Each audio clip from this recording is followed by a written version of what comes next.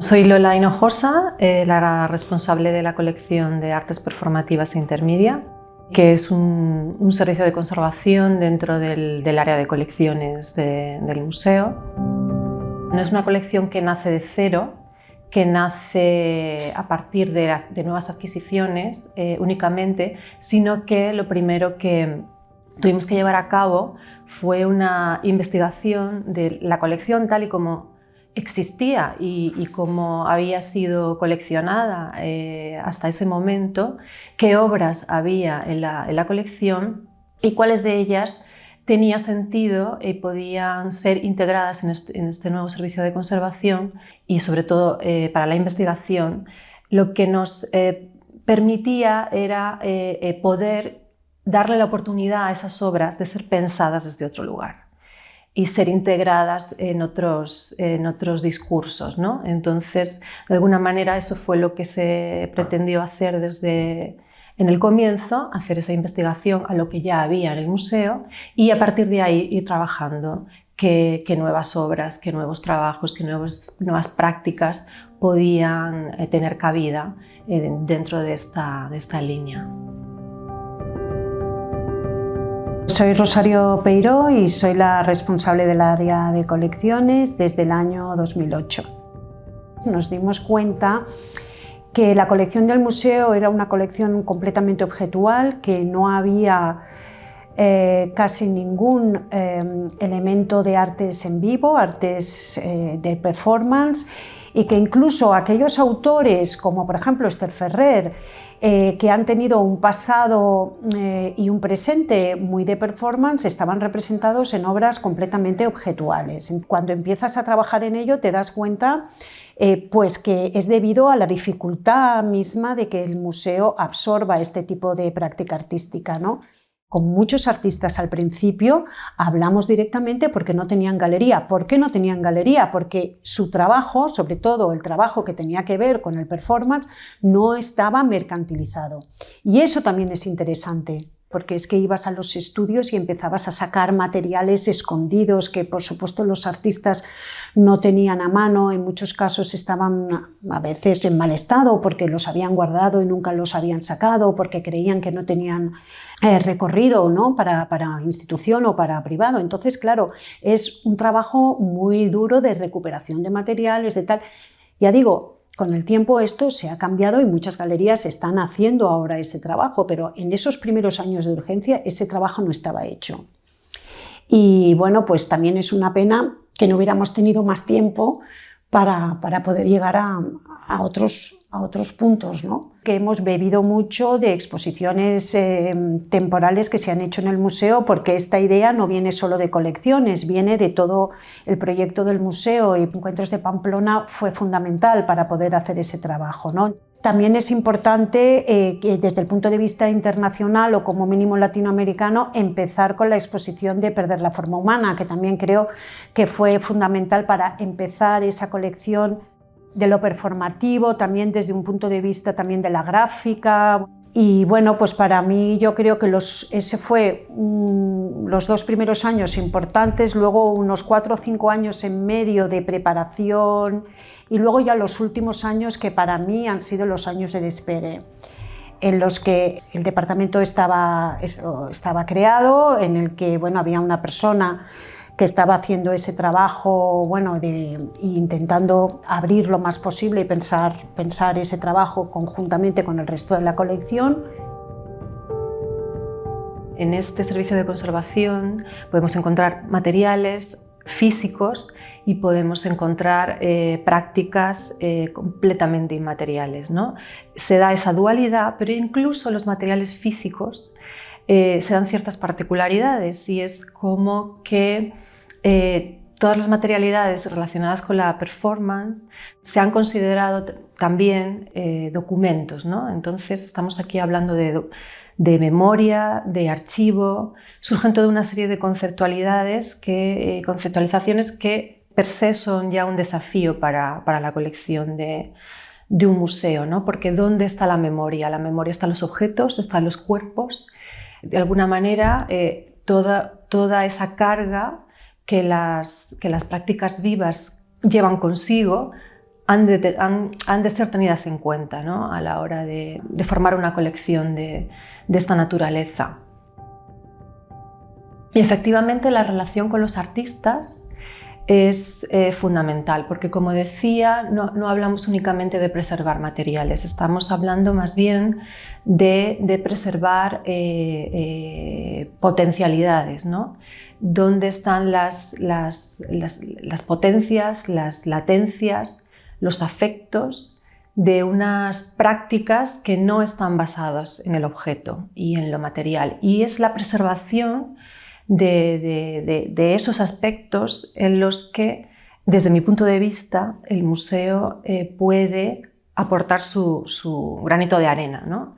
No hay que obsesionarse, no es esta pulsión por la posesión, ¿no?, por poseer el objeto, sino que es otro tipo de relacionalidad, es otro tipo de relación con esa práctica. Y eso, cuando se puede, porque los artistas están vivos, que no siempre es posible, la relación con el artista es fundamental.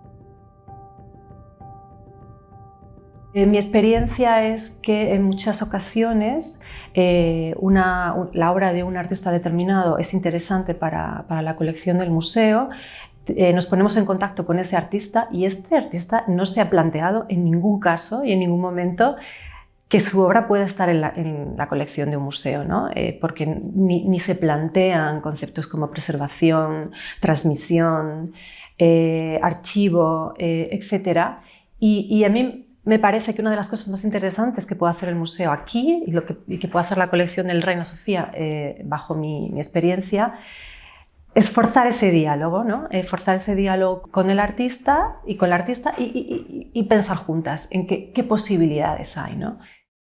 En una colección de esta naturaleza que busca precisamente la preservación de unas prácticas sensibles y de alguna manera vulnerables precisamente a lo que puede significar una institucionalización, una mercantilización de esos trabajos, porque además estamos hablando de unos cuerpos que son introducidos en el marco institucional, en la institución museo, en un espacio que está concebido para mostrar únicamente objetos.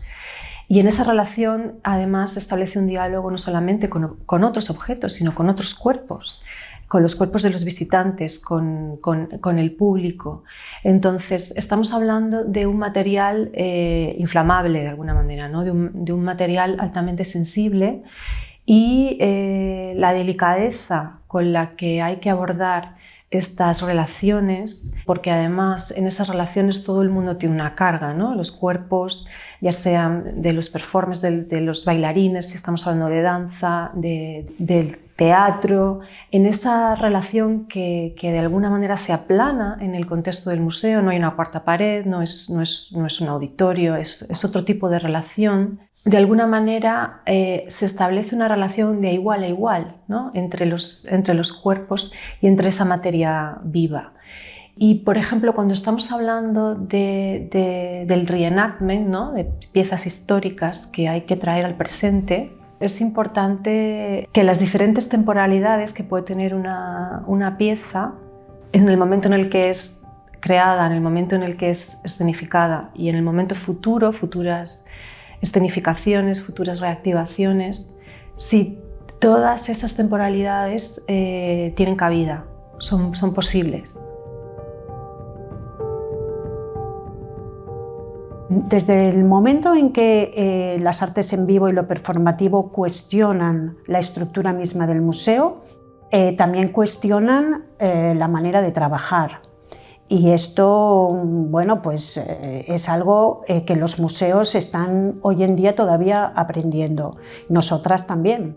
Creo que lo más importante es que sienta nuevas maneras de pensar, porque si no piensas diferente no puedes trabajar diferente.